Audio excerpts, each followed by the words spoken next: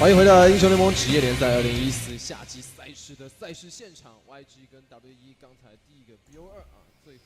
And welcome back, ladies and gentlemen, to the LPL, of course, broadcast in English here on Twitch TV. I am Rapid, I'm here with Nero, and we'll be taking you through our second best of two of tonight. And after, you can see the stats on your screen. If you guys haven't seen the first best of two of the night, then you're gonna have to go back and watch it, unless you're a World Elite fan, and then maybe you want to grab a box of tissues first, as Young Glory came out with a dominant 2-game victory over World Elite, swept them in the series off of just incredible mindset, strategies, the whole 9 yards. If you've been watching Young Glory all season long, then you're gonna see something different from that series. So to turn things over to our second best of two between Invictus Gaming and Edward Gaming, I'd like to welcome my co-caster Nero to give you guys a little bit of a breakdown.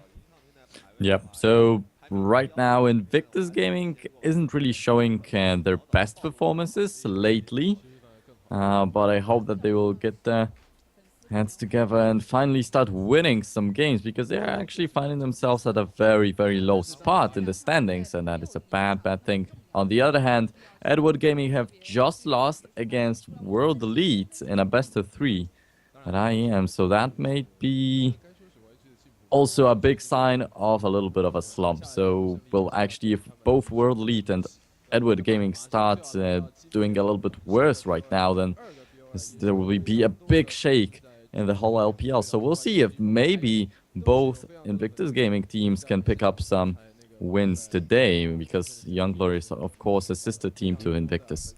And now you can actually see on your screen right now the caster predictions. Last time we saw it a little bit split up. This time it's all different. We've got a 2-0, 0-2, and a nice tie in the middle for 1-1. Now keep in mind, the guy in the middle, a lot of 1-1s out of him. Got 2 for 2 on 1-1s tonight, but he wasn't right earlier on. So as far as predictions are concerned, Edward Gaming is pretty much the favorite coming into tonight's matchup. They are not only way on top of the standings, you can see on your screen right now, solidly in second place, of course, tied with World Elite before tonight's games. World Elite got 0 points out of their 0-2 versus Young Glory, and so if Edward Gaming wins this set, they're going to be solidly in that second place spot. It'll be up to World Elite to pick up 2 wins tomorrow to tie them up again. So EDG, once again, almost on top of the standings with Invictus Gaming having just narrowly eclipsed LGD, but still having a few big problems that should hinder their, especially their laning phase versus Edward Gaming. Yeah, and we'll see how it turns out, because Edward Gaming have a nice shot at the first place right now. That World Elite have failed their 2 previous best of 2s. So they definitely will be looking for the tasty points that they can get against Invictus Gaming right here. But I'm still curious to see how Youngsu will be doing at the top lane, because there's a lot of talk around him and he wasn't really performing too well lately. So let's go ahead and mention that on your screen right now. You can see a 75% win ratio for EDG.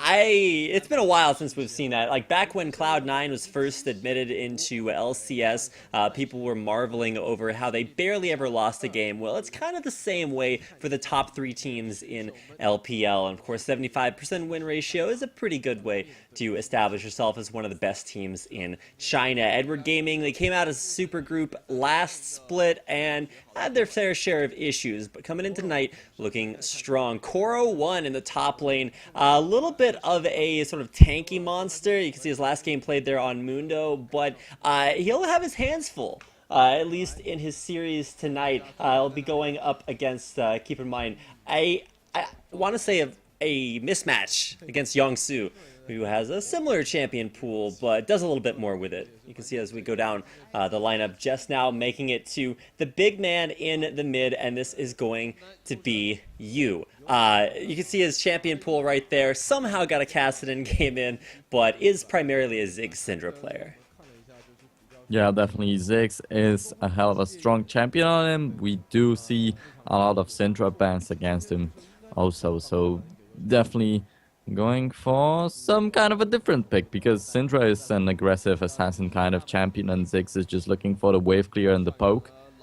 But yeah, definitely can do a lot in the team fights, both with the Syndra stuns and with the Mega Inferno Bombs from Ziggs. But on the other hand, we do expect Invictus Gaming to put up a lot of early pressure, especially with the jungler Illusion, because he likes to play the early pressure jungle champs. Well, Illusion also likes to play Fiddlesticks, a champion that will never be successful in LCS or any competitive season until he gets his fear changes back, no matter how much Illusion wants to play him.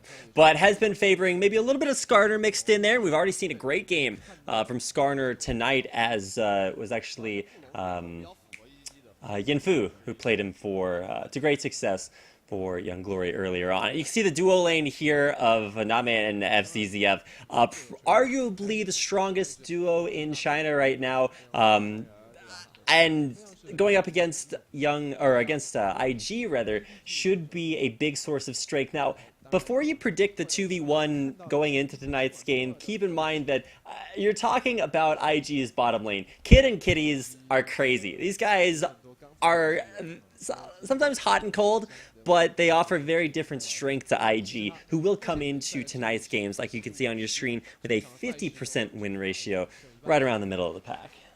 Yeah, so we can expect a Thresh ban coming out right there, actually.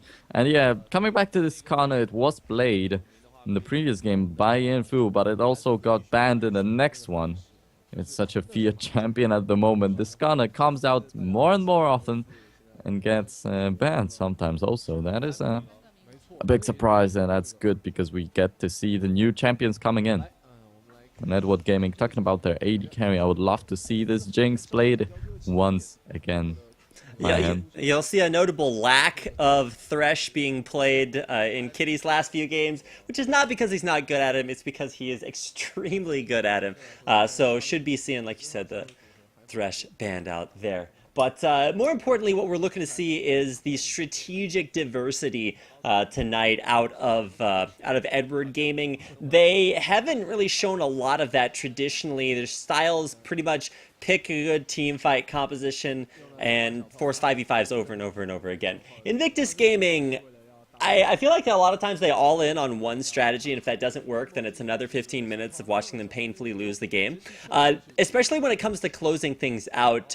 They were infamous about 3 weeks ago. They had a series completely won against LGD, but threw it the hardest I've ever seen before in my entire life. But if they're going to win this series tonight against Edward Gaming, it's going to be because of this guy. Zitai has been quoted as saying he doesn't have a champion pool, he has an ocean, just because he plays literally everything. He's done some crazy compositions. He's like swapped to other lanes to win those matchups.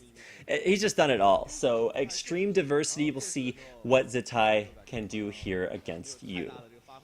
Yeah, definitely. So just looking up at Zitai and Yangsu in IG's lineup. Of course, Illusion for the early pressure, but most importantly, Yangsu, if he can step up his game, and Zitai, what he will finally pick right here. So yeah, another Skarner coming into play on Illusion's stats.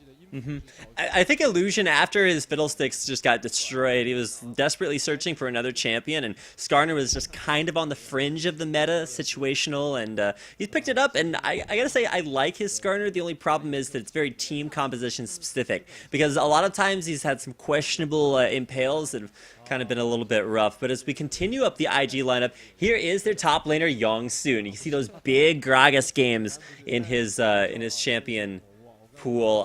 Probably his strongest champion. I think earlier in the season he went for like Yasuo, I think it was. Could be mistaken on that, but the Shyvana game, and in general his Shyvana, is also a very strong alternate pick if he doesn't get his Gragas, which is highly likely. Yeah, so Gragas, Thresh, these should be the bans actually. And we'll get to see what else. Most probably Lee Sin and Kasdan. But yeah, these are the standard things. Why are those girls texting? Like, there's LPL on right now. Maybe they're, like, watching the LPL on their phone to be super hipster. I'm just saying, like, if I were in that audience, I'd be, like, waving a giant IG flag. Because for some reason, I can't get away loving that team. But either way, the Thundersticks are in action. The guys are excited. Well, they're actually mostly texting. But once the game starts, we're going to have a lot more attention. So we should be looking to hop into champion picks and bans here in just a minute. Apparently working on some tech issues before we start the games. Yeah, maybe they're texting their friends that they should be in here and go not watch at home. LPL in English on Twitch TV, right? Or maybe there's something like the Twitter posts from at lolesports.com and hashtag LCS things. So maybe they have the same thing for the LPL right there too. Well, they already did some big giveaways earlier on, so I have a feeling that for those people who are in the audience showing their team spirit, who won some pretty cool stuff. I saw they were giving away like a Timo pillow. Like I remember I went to Singapore and they have an entire shop full of just like random League of Legends merchandise. I got like a stuffed Amumu, a little like bunny Timo plushie and all kinds of cool stuff, and I'm just like, wow, why don't we have these things where I can buy them all the time? And the same thing is true in China. They have all kinds of crazy stuff that you can buy, especially that they give away at LPL. So a lot of cool stuff if you're there in the audience. One day, I can dream, be there eventually. Yeah, one day I'm always dreaming of a Ramos hat that I've always wanted to have. Well, if I ever see you in person, Nero, I will give you my Rammus hat, and you will be in good hands, or good heads, as the case may be. So, well, depends on what you want to do with this hat. So maybe I want to hug it. All right, so we do have some tech issues coming on right there. So we'll have to wait a little bit more to get into the game. Hope it's not too much of an interruption to the players. Damn, look at that stage. Like, that is just sick. Yeah. Oh my goodness. Like, I want to see the players like walk up for the interviews on the stage. I think they should utilize that a little bit more. But just like looking at like, holy cow, they even have like the super sexy screens in a circle on the roof. Like, oh my goodness. I think I'd be just like so excited about being there and like seeing the entire stage and everything that I don't know. I'd probably be too busy to text my friends and tell them to watch the LPL in English on Twitch TV. Yeah, definitely. But also you can just... You are living in USA, so you could go to the World Championships or something like that, which is even bigger. Well, it's actually in Korea this year, so... Oh, yeah, this year, but you could have. That is true, that is true. So but yeah, I'm just waiting for the European World Championships so I can drop by and enjoy the show. Yeah, a lot of a different split of teams than I would necessarily have predicted at the beginning. The split certainly. I think Gambit just now recently knocked out of playoff contention, so they'll be in relegations next season. At least that's as far as the European scene is concerned. NA scene is a little bit more top heavy, but here in the LPL, it started out with an incredible amount of ties. We'll go ahead and throw up the brackets on your screen right now. So you can see top heavy is a good way to describe this. OMG, Edward Gaming, World Elite, probably the Chinese teams you're going to see at Worlds, but I'm still pulling for Starhorn Royal Club, the best worst team in the top 4. It's going to be a struggle for them, but they're only 5 points away from first place, so just saying.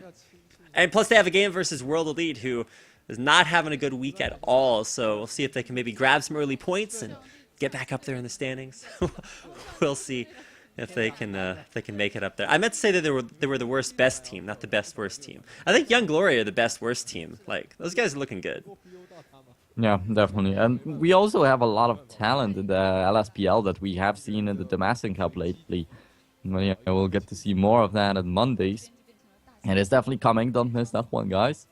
And by the way, and yeah, just talking about the different leagues, we have NALCS, where the Chinese team from the LPL, LMQ, is doing so well. They are sitting at the first place right now, so good luck to them in the Hey, following CLG matches. holds first place for like 1 to 2 games at a time, but they like to share, so they give it away soon thereafter as the rest of the teams play. But the struggles... Dream cannot die. Like, Doublelift cannot get into the Worlds. He needs to be on the analysis desk, man.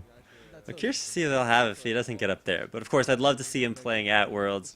My inner CLG fanboy coming out, of course. But it looks like they have gotten a few of the issues worked out. Should have Edward Gaming back in as soon as humanly possible. Although it looks like... No, don't leave. Why Why are they like turning their chairs backwards? I need to see Clear Love like forward in his seat, like actually using his computer. This is Well, they not had looking the good. phone plugged into the computer though, so maybe they were just sending the configuration or some stuff like that. I don't know. Well, we'll get to see that in just a second. We do have well, we had a nice and a long break, more than enough, know 1.5 hours. So now we have to wait a little bit more. Yeah, now we have to throw up our Logitech commercial in the middle of the stream just to make sure that everybody knows exactly who's sponsoring the LPL. Brilliant product placement there.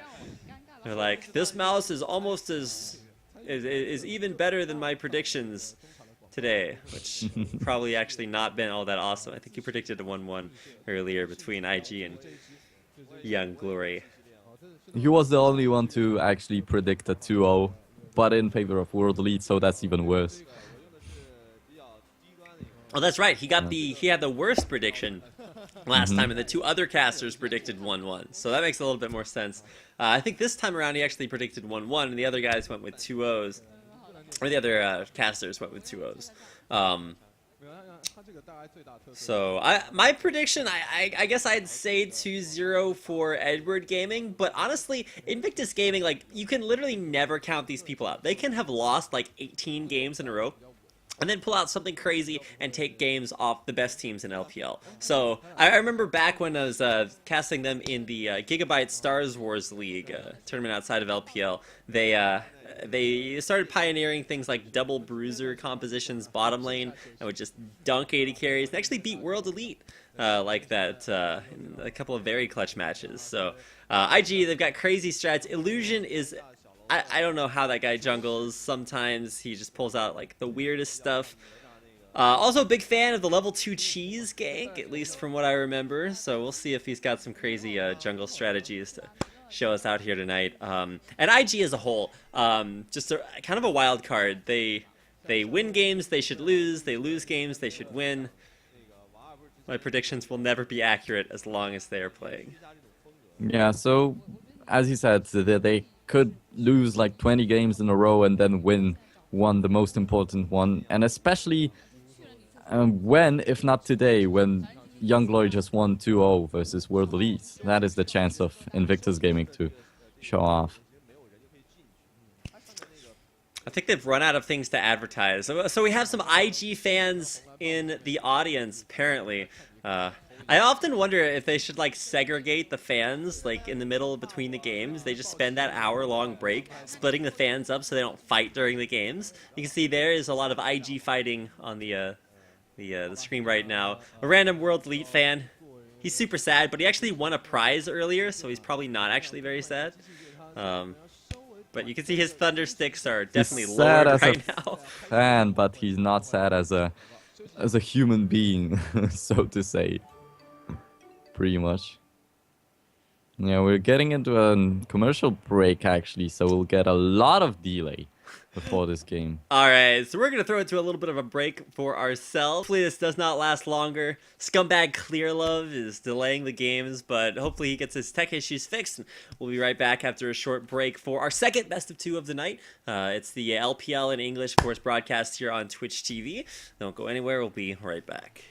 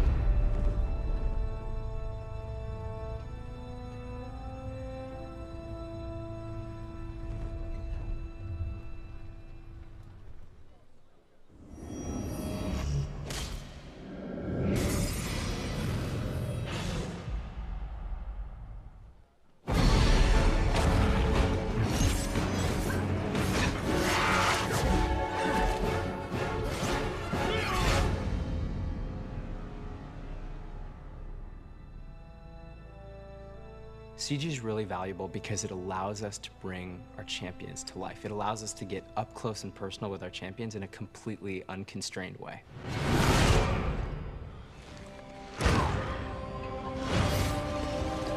We know that each champion has very iconic, distinctive moves that our players recognize.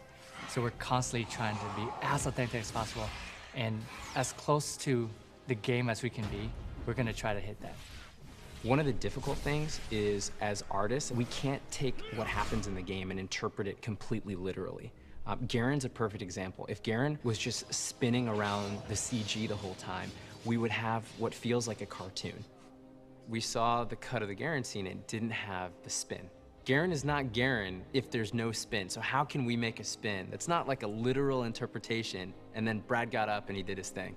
And I stood up and I was like, it could look like this, and I whipped around, kicked the chair into the wall, kicked his wall, and the whole time he's just screaming, yes, yes, yes! And that was it, that was like the birth of it. And so I sat down and I started gesture drawing over the actual animation itself.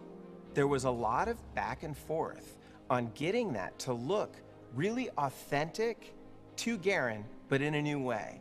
It was a nod to what happens in the game, but completely appropriate to the CG. Another example is TF moving in on Fiddle. He's going to initiate that with the yellow card. So if there's an opportunity to keep it authentic, that's worth doing. Why not motion capture? If we're trying to sell realistic or believability, then why didn't we motion capture the moves? The most athletic being in the world couldn't deliver on what we need Twisted Fate to deliver on what Rise. Rise jumps 10 feet in the air to jump over that giant 400-ton pillar. We wanted to be able to break the body when we needed, to create things that you could feel and not see. For instance, if you were to pause it, his back is broken. I mean, it's completely broken and he's off balance. You don't see it, but you feel how powerful he is, that it's a spine-breaking throw.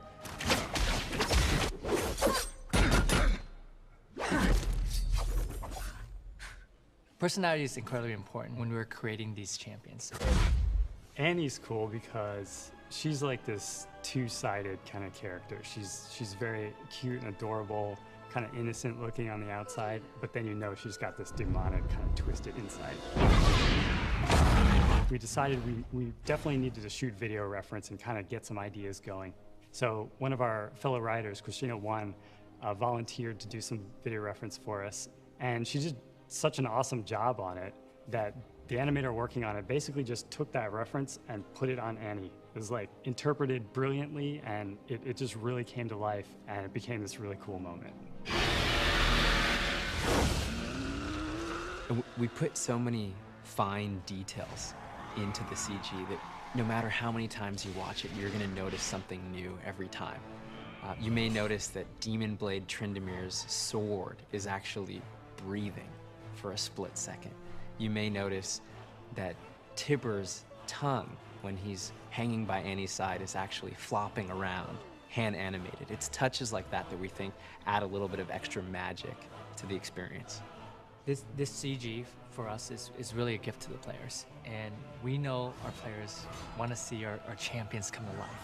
One of the things we're really committed to is expanding on the characters, places, and the story of our world. And right now, we feel like we're just scratching the surface.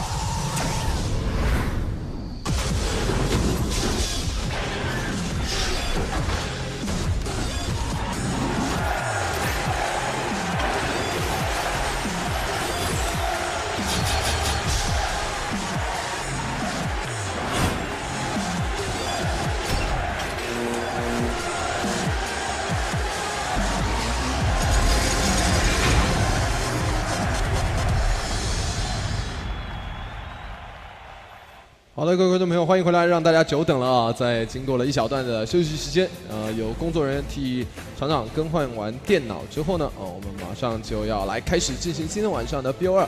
大家还重新提醒大家一下 ，EDG 对 IG， 怕大家休息完忘记。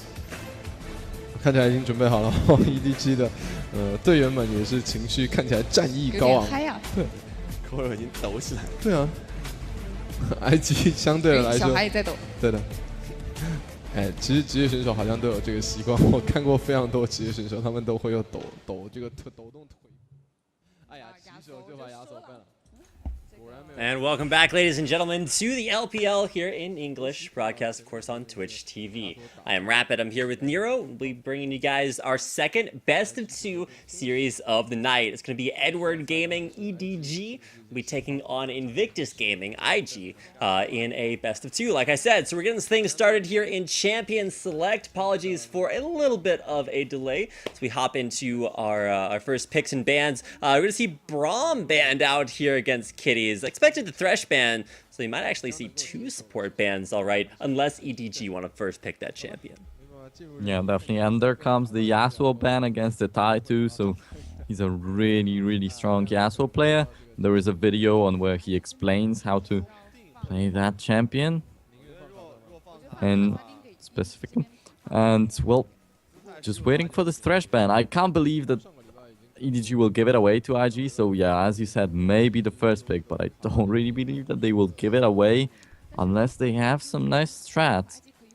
And we were talking about the duo lane discrepancy, about how Name and FZZF are some of the strongest laners in China, and there you go, double support bans against Kitties. They recognize that could be an issue. Now, most likely Kitties will default to something like a Nami, but I don't know, whenever you play Nami versus Name, I feel like he already has a name advantage, even if it's not actually an advantage. So a first pick Jax here for Koro 1 means that Yangsu's going to get Gragas if he wants it, so probably just going to save that pick for a little bit later on. But more importantly, Illusion gets his Lee Sin, so there's his early game jungle pressure. Doesn't have to go to the Skarner. It's just going to pick probably his strongest champion in his pool right now. Yeah, and there's the Leona lock-in. So I actually expected FZZF to play this champion, but he'll have to go for something else. Maybe this Blitzcrank that got hovered over so much in the previous game. You don't play Blitzcrank against the Leona. Like, that's just asking to get your AD carry killed over and over again. Especially not if your AD carry is Kog'Maw, which Clearlove is actually going to lock in for Name. And this is... okay, like, bans function for a reason. You want to keep your opponents from getting the best team comp they could possibly have. But Yu gets his Ziggs, Name gets Kog'Maw, one of the strongest mid to late game AD carries, and Koro 1's gonna get a Jax for hyperscaling in the top lane. So I feel like unless IG win this very early on, they're not going to win it at all. But if they are going to win it, it's going to be with a Lux mid for Zitai. So talking about how his champion pool was the champion Ocean, he's going to be swimming around with Lux this game versus Yu's Ziggs.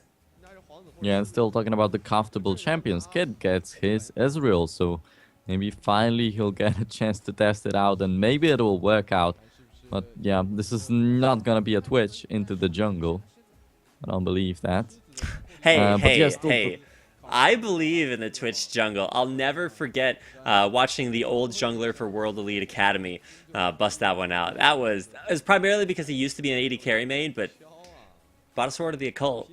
He never died, so...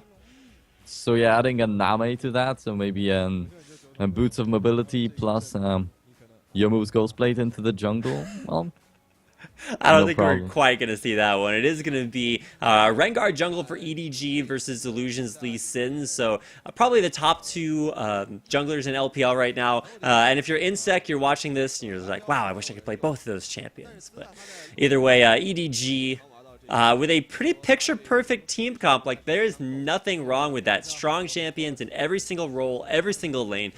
I don't know what to say about that. It's just looking to crush down, should win every lane, depending on how the lane phase works out, might have some 1v2s, but it's going to be interesting to see how this Lux works out. I mean, you never know what to expect with Zitai, but it's going to bring out a Lux, not a champion you see a lot out on the Rift. Yeah, definitely we don't see this champion a lot, but I still remember the former good plays with this champion on Shushe or Froggen when this champion was still a thing. So maybe Zatai can bring it back. Jace came back in here by a little bit in the middle lane. Right now, maybe Lux. Yeah, make its comeback I mean, too. it was primarily like Ninja was playing Jace a couple times, so we'll see if Zatai has got the Lux out here. Really excited to see that. I love Lux as a champion. She just has mana and cooldown issues that really limit her, especially against champions like Ziggs. So gonna take a quick break before we hop into our first game of the night. It's gonna be Invictus Gaming taking on Edward Gaming here in the LPL in English on Twitch TV.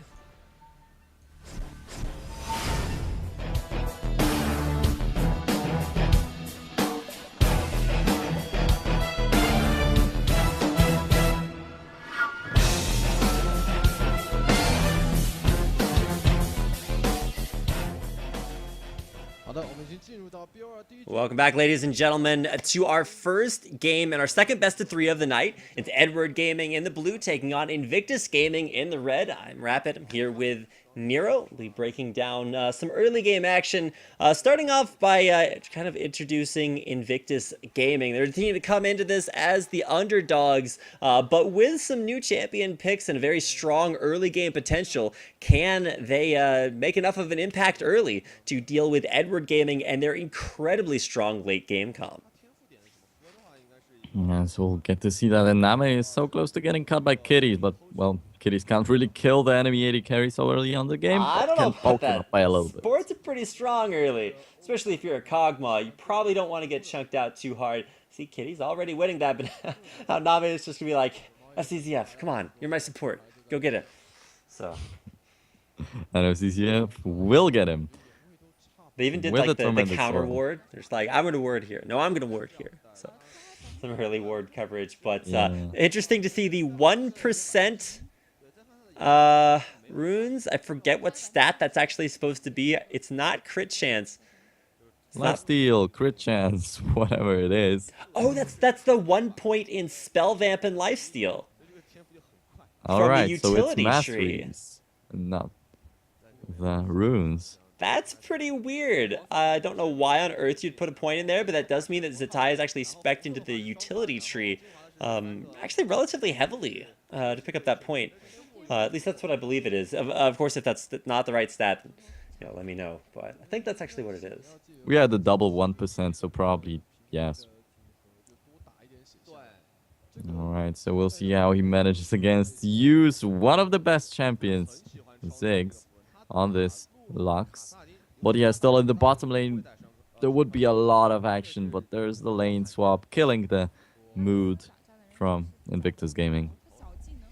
So you can see Yu is actually putting on a lot of pressure against Zatai. So as far as that facet, it's going to be something that works not only late, but also early game. He's just kind of zoning Zatai off the minion wave even, playing up in that lane very aggressively. But because of the lane swaps, you're going to be seeing double jungling out of both sides, and shouldn't be anything too exciting happening, at least not until about the 3 to 5 minute mark, where you should actually see a relatively early dragon attempt by EDG, as they are on the bottom side of the map and have a lot of pressure around that area. All right, so no big advantages in the early stages of the game, at least. But yeah, we do expect you to come out on top in farm. Any more predictions on the lanes, Rapid? Well, I don't know why you want to lane swap your Ezreal into a solo lane. Like, Ezreal is a champion pick that, at least traditionally, you pick because it's a very safe laner, but not for its, like, crazy late game scaling like you'd pick a Kog'Maw. So it's more of a comfort pick for Kid. He is one of the only, one of the few AD carries left that'll still grab an Ezreal out there. But he is going to have a very strong position up there in the top lane, getting a lot of CS. The TP top out of the jungle here for Koro1, as he is now going to be in the 1v2 lane, which is not actually a situation you find happening all that much. A lot of solo laners actually stay in the jungle. You'll see actually a recall back to... Oh, actually, they're canceling the recalls. All right, EDG are not heading back to base. They're sticking around in that bottom lane. Right, so looking at Leona's positioning, it's still going to be a 1v1 and not a 1v2. But I do still think that Ezreal is going to be a little bit better. As you said, it's a safe laner right there, so Jax cannot jump on him and kill him. So it's still going to be free farm for Kid, but free farm for Name is a lot better. And while it sitting might be a front. lot better, this is, I guess, something that happens a lot, not only just traditionally in LPL, but for IG too. A little bit of a pause happening here. If it's clear love, I'm really worried because it Oh, was... look at Yu's camera. There's someone doing something around Clear Love's seat. Oh my goodness. Clear love, please. It was his computer that had the issue a little bit earlier on that delayed the start of the game. So hopefully he's good to go. It looks like everything's fine. And there we go. 5, 4, 3, 2, 1. And we're back into the game. Gold count still dead even. Of course, it's only 4 minutes into the game. But we've seen bigger advantages by this time. So overall, nothing too crazy. Just a little bit of lane swap action. Yeah, no failed rotations that set someone behind in farm, so no big goal differences as of yet. So we do have a little bit of an advantage in the top lane for Jax, who has already picked up the second Doran's Blade. Came back to the base.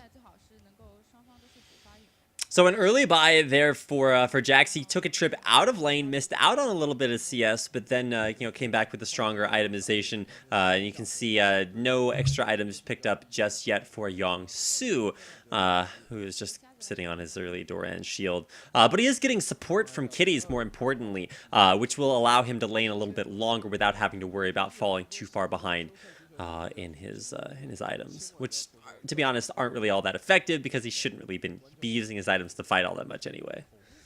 Yeah, definitely. Youngster will be just looking for the tankiness. Most probably, especially having such a squishy backline with Lux and Ezreal. I don't expect him to go aggressive. In terms of damage, of course. Now, keep in mind, we had some 1-1 predictions, but a little bit of a split about who's going to pick up this game, at least for the Chinese commentators' predictions. But if you want to take history into account, EDG has almost never lost to Invictus Gaming. In fact, I think they have one of the more one-sided win ratios. Currently, I think 8-1 all time.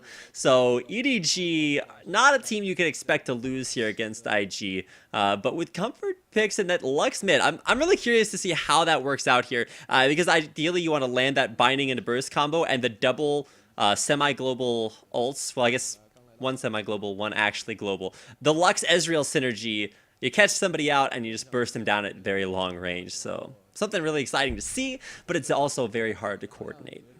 Yeah, definitely, and also very hard to hit if you're throwing out this Ezreal's ultimate from the other half of the map. So I already hit level 6, so we may see something like that coming out quite soonish. And Youngster still has his teleport available. Now, this is actually pretty interesting because you're seeing the support with AD carry for Edward Gaming, just prioritizing keeping that Kog'Maw safe and allowing him to farm. But it's support and solo laner down there for a little bit of a dive lane, see if they can maybe catch out Name. But, Koro's pretty low here. Illusion's coming in onto the side, hits the Sonic Wave, flash out, and the Cripple doesn't land, or the Tempest, rather, doesn't land down there, which is pretty surprising because... I don't know, that would have been a kill if it had landed. Still a flash forced out by Koro. Well, it still would have been a kill if the True Shot Barrage landed. It was coming, but once again, without that cripple landing, it's not really going to be the slow that it would have required. So Zetai's going to get caught out here. He's waiting for the snipe, but Clearlove's got so much damage to drop back on there. You does not want to get too far overextended. No illusions there, and can put down some pain. Kid there as well, so nice sort of rotation down there for that buff. And you can see Zetai does get it, so mission accomplished there, taking that away from you. Yeah, so Zetai gets the blue of steel, but he has to use his heal too to get away from there. Steals for heals. So a little bit of a little bit of a loss, and well, I know how it will work out. I think it is a little more favorable for Invictus Gaming if Zetai will not be looking for aggressiveness. Well, what it does do is it gives Zetai the ability to just split the lane against you, keep wave clearing, keep farming that out, without having to worry too much about mana cost. Of course, he also has that Chalice and Fiendish Codex, so he's basically like the items that give you the same stats that blue buff does. So it's gonna have a lot of mana, a lot of CDR, and a lot of wave clear. But I mean, you're going up against used Ziggs. Like it's Ziggs first off, so you can shove the lane and roam if you want to. But you can also kind of leave your friends behind and take a trip to the side of the jungle where you can see you currently farming his Wraith camp. You know, he may want to try to go for a Mega Inferno Bomb steal on the enemy's blue buff, but I don't really see that happening. There it goes, and it misses completely. It was worth a shot. I mean, you miss, you fail to steal on all the buffs. You don't try to steal. I butchered that, but you get the idea. Worth a shot doesn't pay off. Recall back to base for you. He'll probably be looking for his Athene's Unholy Grail. I think he has enough for it, but Zitai scumbag gonna stop him from going back to base. Yeah, and the price that Zitai did pay for his blue buff was a heal. On the other hand, it's just an ultimate, so it's still a little bit better for you, but he still didn't really get it, so... Oh, an attempt at the flash kick there, but Illusion will get bound out there. Name is trying to put the pain down, but he's running right into Kid and Kitties. Stayed around there longer than I would, but he's definitely putting on the pressure. Now, finally, we get to see the epic confrontation. Top lane, it results in both ults. Bottom lane, actually only one. Koro didn't ult in that fight. Bottom lane, we finally get the 2v2. And after a relatively even lane phase, you can see supports and AD carry is almost identically strong right now. But a definite lifesteal advantage for Name there. So he will have the advantage as far as sustain in lane. Yeah. Name is still dealing a lot of damage right there. Going in a 1v3, dealing a lot to Illusion, then onto Kitties. And staying alive, not getting even touched. That's a nice thing. And the bottom lane for this Karma already showing the power, even though he's a late game champion. And it's only the 10th minute in the game. Now, earlier on tonight, we actually saw the Trinity Force rush on Kog'Maw. I think that was from Jen Long, who brought that out. Or wait, was it? I can't remember exactly. But there was Trinity Force rush earlier. It's all about where you want your power spike and what you want to do with it. And I actually love the idea of going for the Blade first, because that means Yangsu is basically just going to die a lot. Koro out of mana and almost out of life there is Yangsu putting on the pressure, just showing how good his Shavada is. And we talked about how that is going to be one of the matchups that Koro should actually expect to lose. You can see Yangsu once again doing very well with that. But both solo laners actually very far behind up in the top lane, just because of the way the game started out. I think that Yangsu got forced away from the lane by Koro a little bit earlier on, so it's a fair trade right there in the top. We do have the teleport burned by Koro once again. It's the second time compared to Yangsu not even using it once, and now IG know that they can go for the dragon without any worries. Yeah, a little bit of questionable play there. Binding though onto Illusion, he's gonna get popped down there by by Arcane Barrage. Almost living artillery there. Name almost got that. One more would have picked up the kill, but Illusion, like an Illusion, just disappears out of that dragon area. First dragon of the game for IG. Getting a little bit of a lead in the gold, but still, the kills are about to happen. The fight must be coming in just a second. Illusion was so low on health already twice. And then in the top lane, we had some very, very aggressive exchanges. So maybe someone will finally die, and this first blood will decide who will get the early lead. Kind of interesting to see, just comparing the duo lanes again.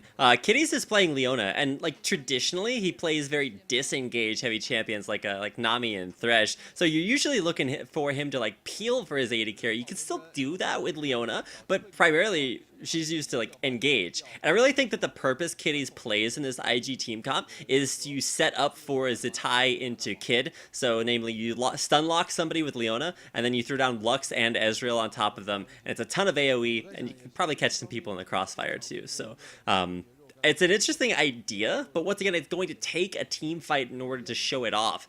So IG with a very team fight comp Need to start to force those. Kid as well. Probably the best, one of if not the best AD carry in China as far as team fights are concerned. His team fight positioning usually very strong, but he's going up against Name, who has one of the best lane phases of almost anyone in LPL. Probably, especially with FCCF, you can see that they really haven't been impacted by any phase of this game yet. Still just a little bit up on CS and really without too many problems. Yeah, talk about this bot lane. I personally like this Leona versus Kog'Maw matchup very much because... Oh, Youngsu's gonna get right. there. Dragon's Rage and Flash Out, or Dragon's Descent. Dragon's Rage is, of course, Illusion's ability. But Youngsu, double Dragon there on IG, but won't have his ult available. Nice pressure gank there.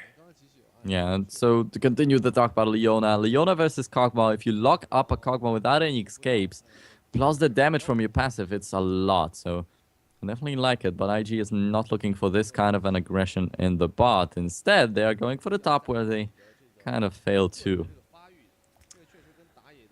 Mid laners splitting the jungle farm off to the sides. You can see Zatai just finishing off that Wraith camp. You, of course, has been farming all the Wraiths that he possibly can get his little hands on. Yeah, and that's exactly where he's headed right now. It's just going to be how much can we farm, and really what that says about especially the 2v1 start to the game and the way that mid laners are just kind of ricing out their lanes is that you basically just want to set up for a big team fight. I expected that to be around Dragon, but IG just with the teleport top from Koro, it meant that EDG really couldn't contest that. But now look at this rotation in the bottom lane for Edward Gaming. They've already taken the turret here, so I'm not really sure what they're going to accomplish. Like, Dragon's not up really anytime soon, so a bunch of pressure, a lot of champions, but not sure about all that pressure. You can even see Ziggs was looking to roam down in the bottom lane, but couldn't really make anything happen. Yeah, we do have a little bit of a gold lead for EDG right now, but it's IG getting a dragon, EDG getting a turret, so not much of the deciding things right here. I'm just still waiting for the big fight to happen, and with the AoE comp, especially with the lockdown comp that you talked about earlier. Oh, jumping on to Kitties there. Clearlove's gonna get it out. Black Shield keeps him active, and even though there's a Mega Inferno Bomb coming in, it is not necessary. But I was just warding the famous last words of almost every support at one time or another, and Kitties gets caught out by, ironically enough, the Kitty of EDG. Some kitty on kitty action. I feel like that's 90% of the internet right there, so probably some memes coming out of that later on, but a little bit of a rough time there for Kitties. You can see Kid especially also forced to recall after getting dropped low, but does pick up his Trinity Force, so he gets that power spike. Name's got his Blade of the Ruined King, so some power coming out there from both of those AD carries.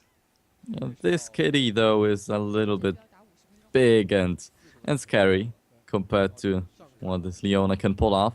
I don't know, Kitties is pretty scary too, especially when he gets like a Thresh, but all in onto the top lane, double ults forced out. Grandmaster's Might gonna give the defenses for Koro to survive this, but he's actually looking to jump back in, gets the outplay, and Youngsu, he overextends, it goes down. Koro won, finding that kill in the outplay and making it look good. And the True Shot Barrage again, sailing right on by. So close though. And yet so far. Yeah, definitely just missing the kill, but yeah, shooting it from the bottom lane to the top lane was quite a big task.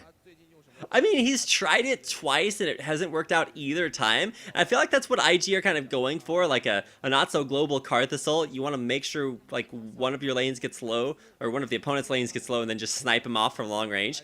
Zatai has not tried that. Oh, Kitty's looking for gank number 2 to come off here. Clearlove throws out the snare, misses the bolo. So, can't get that one. EDG not looking to go down 2 dragons. Starting to set up. Nice ward clear as they look to set up for dragon number 2. In this game and the previous game, a lot of bolo misses. That's a good show to enjoy. At least, and 2-0 in favor of EDG at the moment. So Koro, actually talking about this fight in the top lane, I think that he shouldn't have backed away and then wasted his flash to just jump in and try to finish Youngsu off. Because he clearly had an advantage in this fight, and maybe he was afraid of the minions that were stacked up right there, but other than that, I don't really understand why he backed away. He could have just... What he was actually doing is baiting Yongsu in, because Yongsu actually won that fight just a little bit. So instead of like trying to keep fighting, Koro backed off, waited for Leap Strike cooldown, and of course he did have to flash in order to get that kill. But he's still like Yongsu was just unaware of the potential that Koro had to turn that around. The snare lands and perfect team composition execution from IG. Find one kill, but can EDG turn this one around? Kitties is very, very low. He'll have to go back to the litter box to find himself some extra health. Top lane again. Koro 1 just getting the better hand on Yongsu, who will be forced to use that Blade of the Ruined King just for move speed to get himself back away. And Koro, pretty sure he knows Yongsu's backing in the bush, but not going to go to stop him. EDG, they lose FCZF, but are able to take down the mid lane turret off the back of that. And now they're just going to set up for Dragon once again. It's a cool idea. IG putting their team comp to use, but don't have the follow-up to take the objective. All right, so after seeing... That's a bad teleport. No, Yongsu completes it. Kid's right there with some damage. Summoner heal gets Name some move speed back out of there. Yu is now the one going down from Kid. Just piling on the skill shots and showing them why they are called skill shots. Of course, a lot of skill there from Ezreal. Landing a kill onto Yu, so... Yongsu able to turn at least that dragon into a kill. Scumbag FCZF doesn't even get stunned because of the black shield. Just stop a little bit of the recall there from Yongsu, which will actually allow Koro to keep this push going on top lane. So EDG take the Baron or take the dragon, lose a kill, but will put a lot of pain on this top lane second tier turret. Yeah, he will put up a lot of pressure, but yeah, EDG, even though they've lost some fights against the champions of IG, they will win a lot of fights around the objectives. They get the turrets, they get all the dragons that they want, and they do get the gold lead by that. And especially having a Jax and a Kog'Maw in your lineup, that favors you a little bit more. See, one of the only kills for Edward Gaming, of course, on Clearlove, who's been looking to try to start these fights. He's winning the jungle matchup hands down, starting to transition over a little tanky. But he is oftentimes what EDG's success hinges on, their success or failure in some cases. And to be honest, he's actually been doing very well. The rest of his team really just hasn't been there to back him up, I feel. Although neither team's really been trying to fight early on. You see Zatai really exemplifying that. Misses the cannon minion, but does just one-shot the wave. Neither team really looking to fight too much there. Oh, speaking of the Clearlove, apparently yesterday was actually his birthday. So happy birthday to Clearlove. See if EDG can put together some scores to give him a nice birthday present. Yeah, and so I'm playing right here also had his birthday on 24th, so 2 days ago.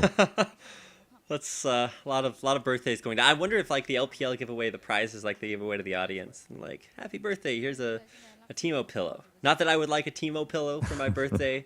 Less Teemo pillows in the world, always a good thing. Yeah, but still talking about the birthdays and the LPL, there have been some good celebrations a year ago in the previous season. There were some big cakes brought onto the scene and stuff like that happening. Like Tabby sang for White's birthday before the game. Man, I miss that guy. So no Tabby, no singing, but no Tabby, but two kitties. So let's see if the cats can make things happen. Currently, the jungle kitty, the stabby cat, Stabby Tabby, Clearlove has been making a little bit more of an impact. Oh, and they blow their combo too early. You still dangerously low. Mega Inferno Bomb goes out. IG find the pick, but oh, Clearlove not finding any engage off the back of that. IG screw up their combo, but still find the kill.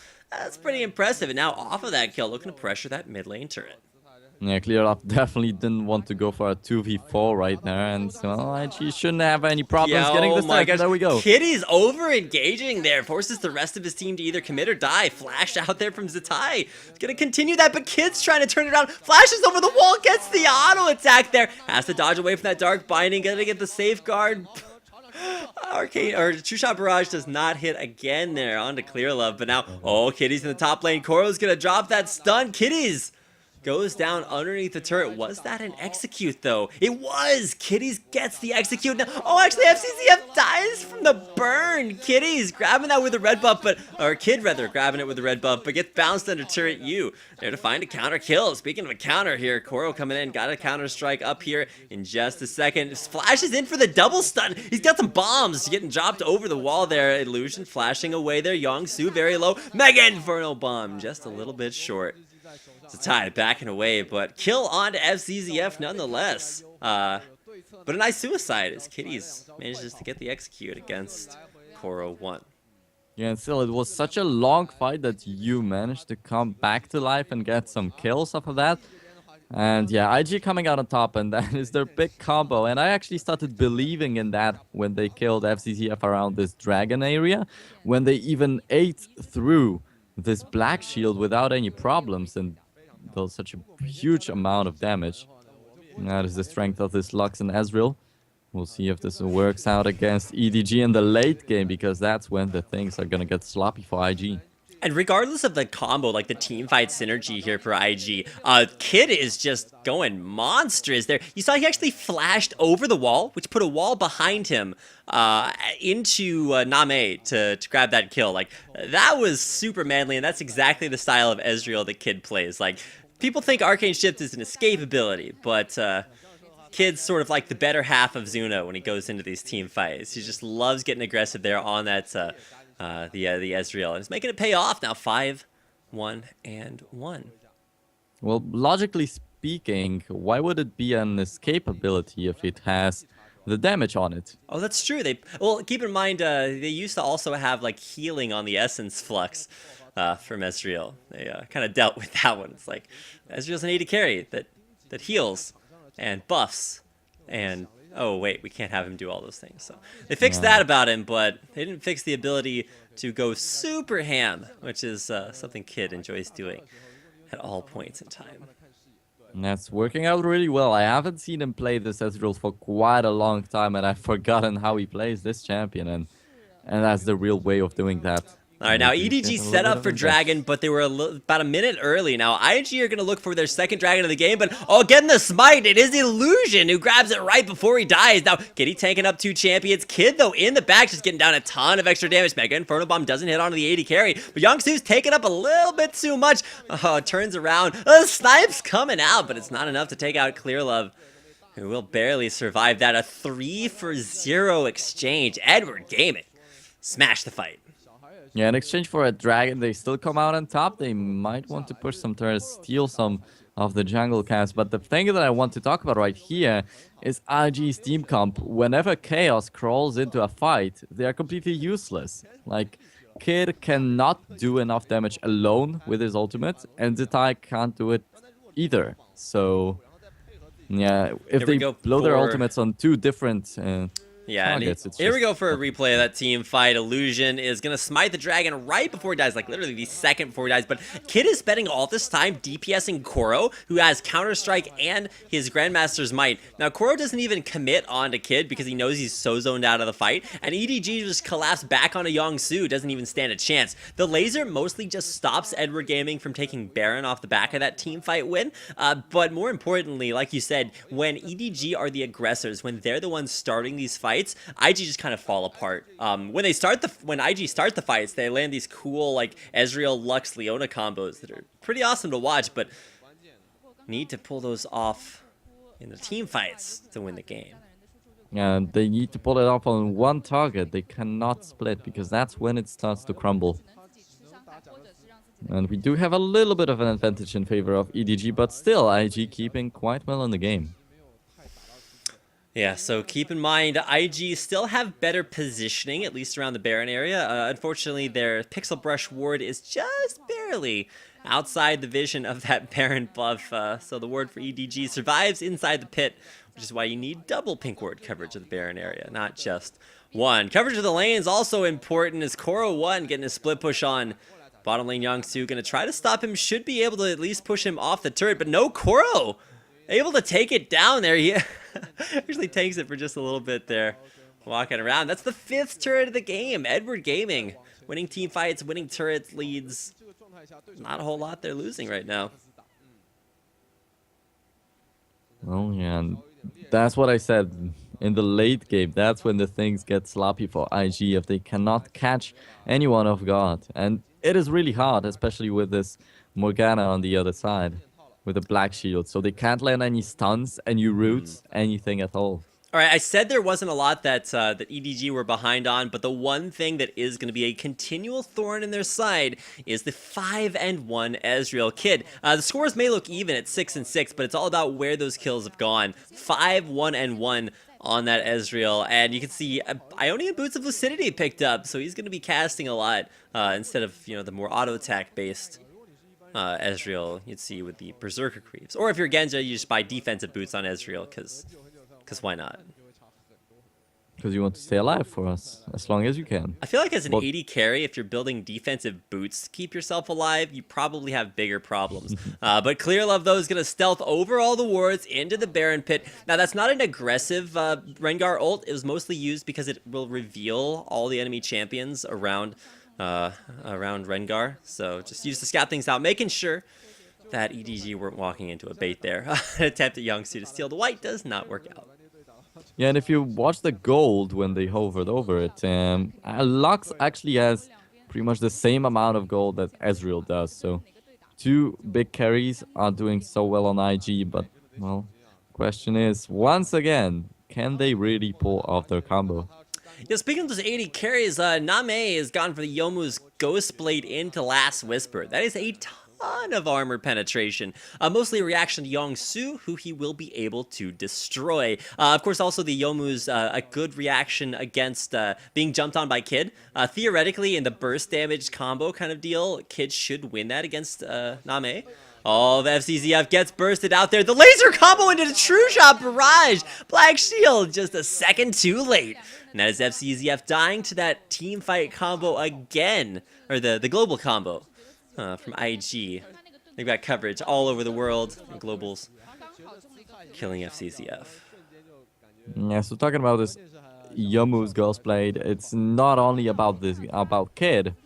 It's still about Name just picking up this item whenever it is possible. But look at that, IG are going for the Baron. Oh yeah, and it also helps really well with kiting too. Name can just throw it on the active, move a lot faster. But, oh, Kid's gonna get jumped on there by Clearlove, and Kid very, very good at escaping that. It's gonna kite out here against Koro. Koro just leap striking onto that. You just can't run. Koro's a monster. The laser combo is enough to snipe down Clearlove, but oh, you still got a lot of damage left to give. It's dropping down those bombs there, and there's Name flashing in there, but oh, Koro won. Still there with enough damage to take down Youngsu. FCZF turns it on with the Frost Queen's Claim, and after IG start the Baron, EDG are there to finish it. Yeah, they will get the kills, they will get the Baron. 4 for 1, actually, in favor of EDG off of this fight, and I've actually haven't seen Korowan for a long time. And now he appears, destroys everyone, and is so tanky on top of that. And now he goes for Illusion too. Now he gets this kill. Baron will be finished off. EDG just having such a huge lead. I mean, Illusion tried. You can't really fault him from that. But Edward Gaming, they looked a little bit even starting the game off when IG was pulling off those cool snipe combos. And to be fair, the only kill that they got in that fight was because snipe started working out and killed off Clearlove. Here we see a little bit of a replay of that fight. IG start the Baron prematurely, and Kid with absolutely horrible positioning there. Gets some good positioning, some help from his team. Forces use his Arcane Shift defensively, Flash defensively, and there's still not enough peel to get Koro off of him. Youngsu is not even concerned about peeling for anything. He's there trying to zone the team. Winds up getting killed anyway because he's a little bit too indecisive, and Name flashing into that team fight, maybe taking a few lessons from Kid, going very, very aggressive. The Kid also got the shield from Face of the Mountain, so he's pretty much got everything. He's some LPL fan Twitch emotes there. You can see a very, very emotional crowd watching EDG get this team fight. So a little bit of poke there from Kid. Kid's damage gets a Last Whisper, so that's going to keep him somewhat relevant, but this is starting to be the age of Kog'Maw right now. See 3 items completed, and with a Banshee's Veil about on there, there's not a whole lot you can do to Name. And right now, IG, rather, just have to solve the Jax problem. Like, Koro is 5-0-2, If you're a Koro fan out there, you're probably pretty happy with the way things are working out so far. Kid may be strong for IG, but Koro 1 is just a monster. Yeah, and talking about this Kog'Maw, of course, he will be able to chunk everyone down. And talking about this Last Whisper on Kid, he will still not be able to do anything to Koro. Koro is just like, can touch this. Now, Clear Love, he's gotten caught out a couple times already, so you're going to have to be careful when he goes in. But to be honest, there's so much follow-up damage for Clear Love, especially if they even just sit Koro in a side lane. There's nobody that can 1v1 Koro. And I don't think the engage is necessarily hard enough from IG with a black shield from FCZF to protect Edward Gaming. Oh, but actually Koro going in a little prematurely, gets a black shield. He's safe. Still making things very, very tense. He's split pushing with the rest of his team. Alright, so 6-3 in the turrets at the moment. That's clearly an advantage to EDG. They did secure a Baron. They did lose a Dragon though, so that's where IG might be winning. But right now, with this mid-game comp, they can't really do anything against EDG with the late-game comp. You know, one thing I actually thought about this Kog'Maw build is that it actually, the Blade of the Ruined King is not very effective if you're going up against armor stacking tanks. And there's a triple tank lineup of, you know, Illusion Youngsu and Kitties, Leona, Lee Sin, and Shyvana. All of those, especially Leona and Shyvana, get a ton of armor boosts from their passives, or from, well, for Leona, it's from the Eclipse. So the more armor pen you have, the more effective that makes your Blade of the Ruined King, and really just keeps it from being completely useless. So good thinking there from Name. Not necessarily standard build, but it is one that will work very effectively against the heavy tanks from IG. Yeah, on the other hand, IG can't really deal with his Jax. I don't really see them killing him, especially with the Black Shield coming out of there also, and having Clearlove to be an additional tanky guy. And this isn't the greedy Jax build where you go for a Blade of the Ruined King as well. It's just straight Trinity Force into tank stats. Mega Inferno Bomb hits, but oh, the Solar Flare gets countered by FCZF's Black Shield. Name would have exploded in like half a second there, and that's being generous. Mega Inferno Bomb's not dodged. True Shot Barrage is, and not a lot of hope left for IG defending this mid lane turret as EDG continue their push in. Yeah, they do have the Baron buff. They can just siege all day long. Actually, they back away by a little bit right now. Yeah, Name, even though the Solar Flare got blocked, he still lost a little bit of health. IG, they do have the base right there, so they can heal up quite quickly. EDG will take this turret another time. So I was saying it was actually a rough defense, but IG pull it off. They put on just enough pressure to keep Edward Gaming off their mid lane turret, but that's literally the only turrets they have left. All 6 outer turrets down for for IG. They got only the base turrets left to defend, so it's not really going to be a mystery where IG fight the next fight. They're just going to walk out their base, put as much ward coverage as they can out, and try to clear out as much ward coverage there. Clear Love, of course, going to have a few things to say about that, as he is in charge of the pink ward. Only one on the team, and he will place it down around the dragon area. And EDG once again trying to look for some kind of a pick, for some kind of an advantage, and they will go for this middle lane turret. Get the inhibitor most probably off of this one, but yeah, they just have a crushing advantage right now. I don't see IG winning a fight unless they pull off a Kog'Maw lock up ultimates. Oh, Clear Love's looking to go in there. He gets the Black Shield as well, and oh, Kid sees the exclamation mark. Arcane Shift backwards, keeps him safe. He still gets hit by that Empowered Bola, though. Snipe combo on FCZF, the Summoner heal. Keeps him alive, Name. He's the support champion in that regard. FCZF making it out alive. Finally, he made it out alive, because he got shut down by it completely. He's died to that like 2 or 3 times already, so bad signs for IG with their, like, the whole synergy between that Ezreal Lux combo is no longer enough to kill even just the support. Yeah, even just the support, that's the keyword. And the Baron will be coming back in just 40 seconds, so they have to quickly think of something that will destroy EDG in the next fight. IG, they're holding on, but honestly, that's pretty much just what they're doing. Like they're sort of delaying the inevitable. Sooner or later, Edward Gaming is going to get position on Baron. They're going to start the Baron, and at that point, IG realize that they have nothing to deal with Koro 1. So if they go to try to take Baron or to fight at Baron, Koro is just going to kill their entire base. If they go to fight Koro, then Edward Gaming is just going to take Baron. So a little bit of a catch-22 here as well for IG. Yangsu doing his very best to split.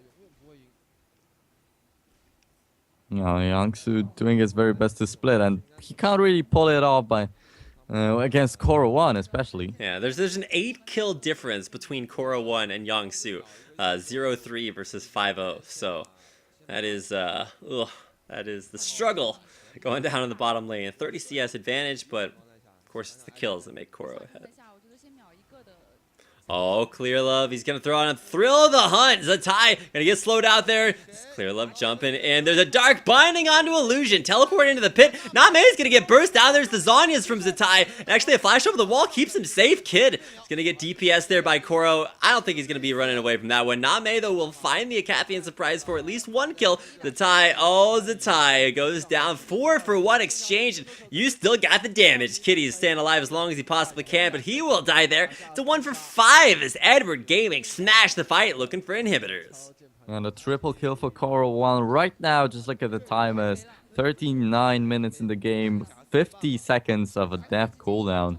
And EDG will most probably just storm through the base and take the Nexus. And now we might not even get a chance for a replay here. Still 30 seconds on Kid and Zatai. And Edward Gaming, they're going to win an LPL game without having taken a Baron. Well, okay, they had one earlier on. Now they're just going to take the base. EDG. Even game to start things out. Kid looks strong. Zatai had his moments too, but Koro won. What a monster. Finishes the game 8-0. And Edward Gaming will come out your victors in game number 1 of their best of 2 LPL series versus IG. Jack's ban coming next game, confirmed. Guaranteed. On LPL. Or first picked for IG. So we'll see how that's working out there.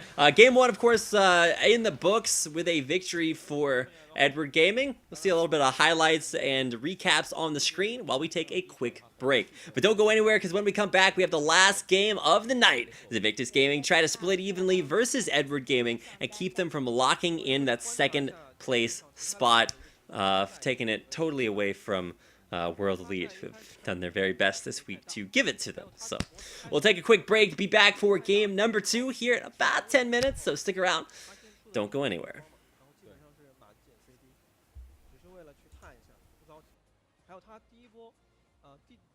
跟前面的干克他是没闪现，他怕盲僧的反蹲也是没有直接上头的上。对，所以说在初期的话，可能很多观众在看 OB 视角的时候，觉得哎，这个狮子狗出去怎么没什么存在感？对。但其实全局上来说的话，做得不错。City tonight out of Edward Gaming, they haven't really shown a lot of that traditionally. Their styles pretty much pick a good team fight composition and force 5v5s over and over and over again. Invictus Gaming, I feel like a lot of times they all in on one strategy, and if that doesn't work, then it's another 15 minutes of watching them painfully lose the game. Especially when it comes to closing things out. They were infamous about 3 weeks ago. They had a series completely won against LGD, but threw it the hardest I've ever seen before in my entire life. But if they're going to win this series tonight against Edward Gaming, it's going to be because of this guy. Zatai has been quoted as saying he doesn't have a champion pool, he has an ocean, just because he plays literally everything. He's done some crazy compositions. He's like swapped to other lanes to win those matchups. He's just done it all. So extreme diversity. We'll see what Zatai can do here against you. Yeah, definitely. So just looking up at Zatai and Yangsu in IG's lineup. Of course, Illusion for the early pressure, but most importantly, Yangsu, if he can step up his game, and Zatai, what he will finally pick right here. So yeah, another scanner coming into play on Illusion's stats. I think Illusion, after his Fiddlesticks just got destroyed, he was desperately searching for another champion, and Skarner was just kind of on the fringe of the meta, situational, and he's picked it up, and I gotta say, I like his Skarner. The only problem is that it's very team composition specific, because a lot of times he's had some questionable impales that have kind of been a little bit rough. But as we continue up the IG lineup, here is their top laner, Yongsoon. You can see those big Gragas games in his champion pool. Probably his strongest champion. I think earlier in the season he went for like Yasuo, I think it was. Could be mistaken on that, but the Shyvana game, and in general his Shyvana, is also a very strong alternate pick if he doesn't get his Gragas, which is highly likely. Yeah, so Gragas, Thresh, these should be the bans actually. And we'll get to see what else. Most probably Lee Sin and Kasdan. But yeah, these are the standard things. Why are those girls texting? Like, there's LPL on right now. Maybe they're like watching the LPL on their phone to be super hipster. I'm just saying, like, if I were in that audience. 欢迎回到英雄联盟职业联赛2014夏季赛事的赛事现场 ，YG 跟 WE 刚才第一个 BO2 啊，最后。 And welcome back, ladies and gentlemen, to the LPL, of course, broadcast in English here on Twitch TV. I am Rapid, I'm here with Nero, and we'll be taking you through our second best of two of tonight. And after, you can see the stats on your screen. If you guys haven't seen the first best of two of the night, then you're going to have to go back and watch it. Unless you're a World Elite fan, and then maybe you want to grab a box of tissues first. As Young Glory came out with a dominant 2-game victory over World Elite, swept them in the series off of just incredible like mindset, strategies, the whole 9 yards. If you've been watching Young Glory all season long, then you're gonna see something different from that series. So to turn things over to our second best of two between Invictus Gaming and Edward Gaming, I'd like to welcome my co-caster Nero to give you guys a little bit of a breakdown. Yep, so right now Invictus Gaming isn't really showing their best performances lately, but I hope that they will get their hands together and finally start winning some games, because they're actually finding themselves at a very, very low spot in the standings, and that is a bad thing. On the other hand, Edward Gaming have just lost against World Elite in a best of 3 at IEM, so that may be also a big sign of a little bit of a slump. So, well, actually, if both World Elite and Edward Gaming start doing a little bit worse right now, then there will be a big shake in the whole LPL. So we'll see if maybe both Invictus Gaming teams can pick up some wins today, because Young Glory is, of course, a sister team to Invictus. And now you can actually see on your screen right now the caster predictions. Last time we saw it a little bit split up. This time it's all different. We've got a 2-0-0-2 and a nice tie in the middle for 1-1. Now keep in mind, the guy in the middle, a lot of 1-1s out of him.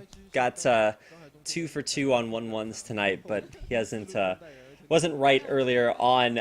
So as far as predictions are concerned, Edward Gaming is pretty much, I'd be like waving a giant IG flag, because for some reason I can't get away loving that team. But either way, the Thundersticks are in action. The guys are excited. Well, they're actually mostly texting, but once the game starts, we're going to have a lot more attention. So we should be looking to hop into champion picks and bans here in just a minute. Apparently working on some tech issues before we start the games. Yeah, maybe they're texting their friends that they should be in here and go not watch at home. LPL in English on Twitch TV, right?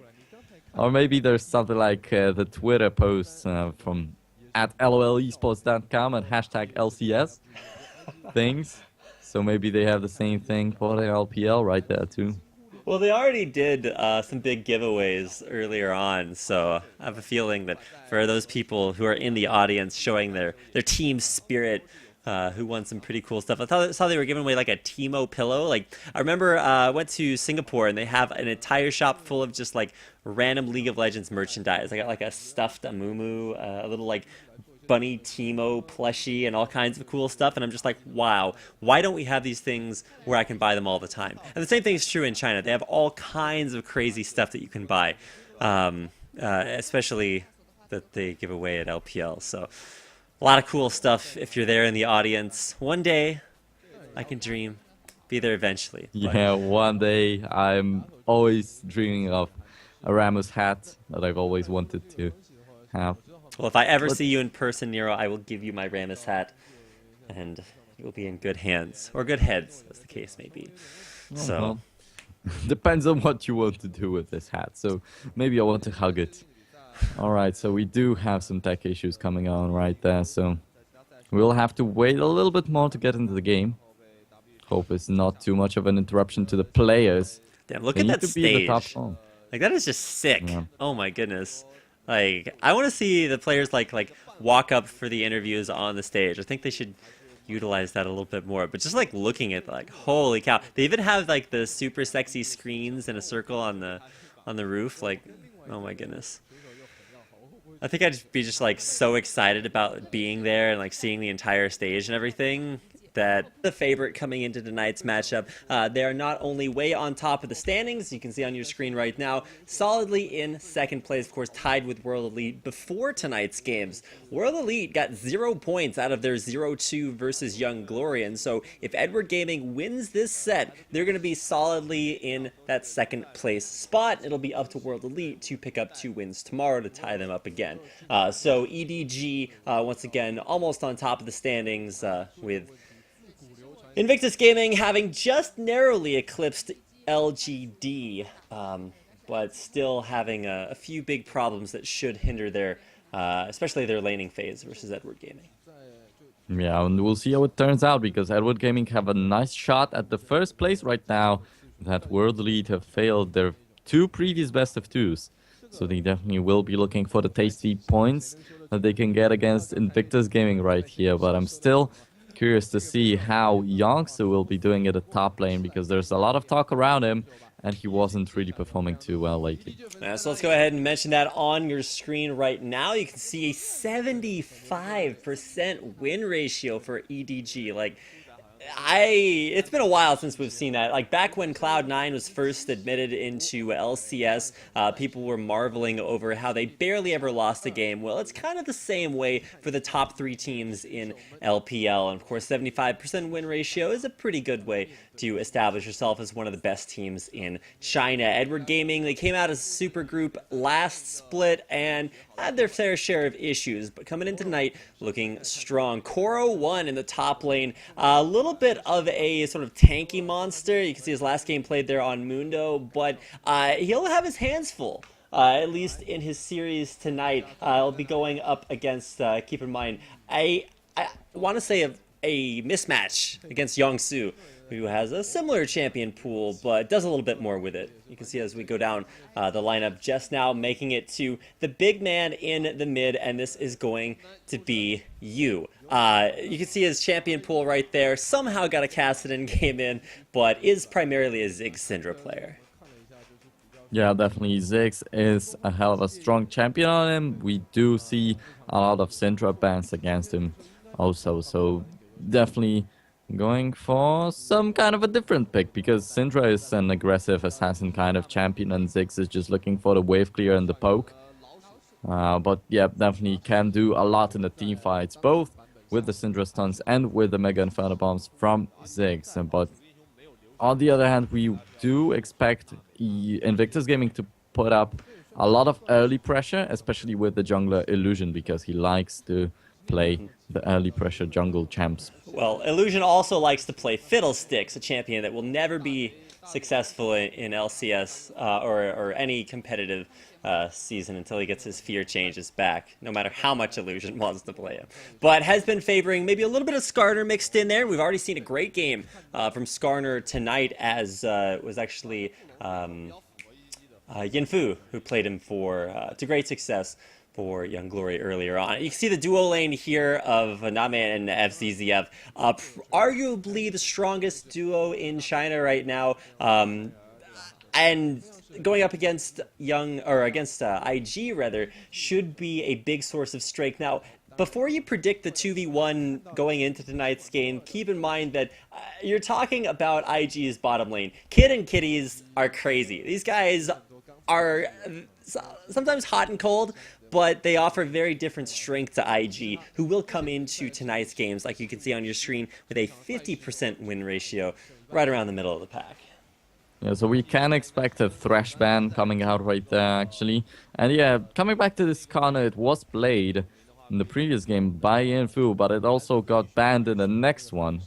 It's such a feared champion at the moment. This Kana comes out more and more often and gets banned sometimes also. That is a big surprise, and that's good because we get to see the new champions coming in.